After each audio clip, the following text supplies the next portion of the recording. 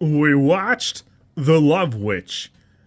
A modern day witch uses spells and magic to get men to fall in love with her with deadly consequences. I feel like that doesn't quite cover it. Made in 2016, everything about this movie screams the 1960s. Top down, from the camera they use, the 35mm film, the makeup, the wardrobe, the everything, the set pieces. This movie could have been produced in the 60s, and other than some of the messaging, it's pretty much perfect. It really does a great job portraying that. It's about 120 minutes, and for me, it was a touch long, but that is pretty on brand for movies of its time. Honestly, this is pretty good. It's pretty fantastic. It's well produced. You can see that a lot of care and love went into every room that you see a set piece in, and every shot that you get. Everything here just looks fantastic.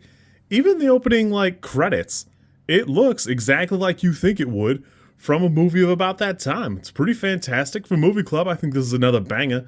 I had a great time with this.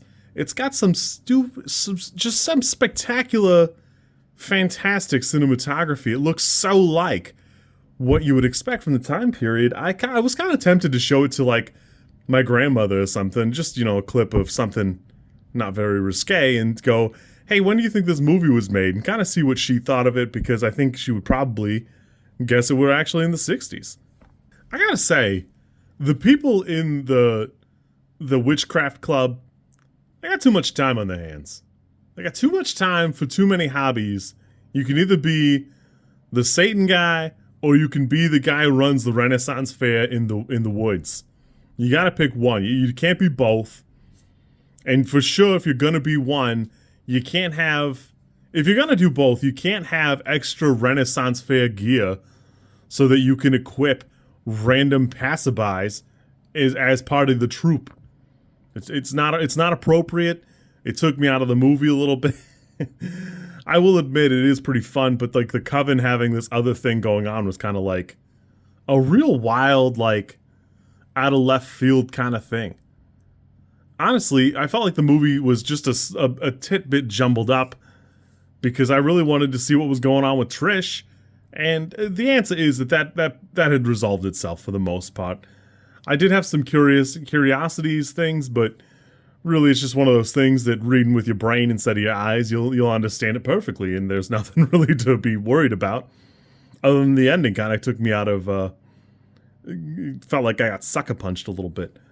But it's worth mentioning that the movie is written, directed, and something else by Anna Billa. I think does a fantastic job. Everything here is presented great. She actually, I think, does some of the costuming, spending a ton of time either restoring or finding some of the things that you needed for the wardrobe at the time. While I personally don't quite recognize all of it, or you could slip one by me if it was from the 70s. I go, okay, whatever, but fine.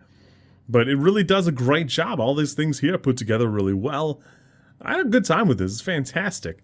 This, for me, was like an 8 out of 10. I had a good time with this. It's a little weird.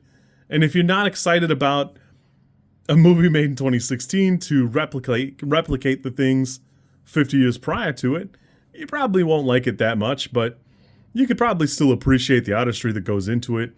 I had a great time with this. I think Samantha Robinson does a fantastic job. I have noticed that she's not been in a ton of things just yet since then, but that's okay. You kids be good. I will catch you soon, and we'll go from there.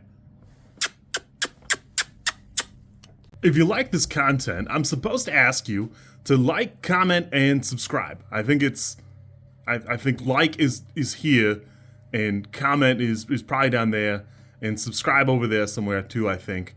I don't know how many times this snippet is gonna make it into a video. Everybody says you should do it this way, and I always thought it was just an annoying thing other YouTubers did. And as you know, I am bad at editing, so if you like it, great, I'm happy for you. If you don't like it, I'm sorry.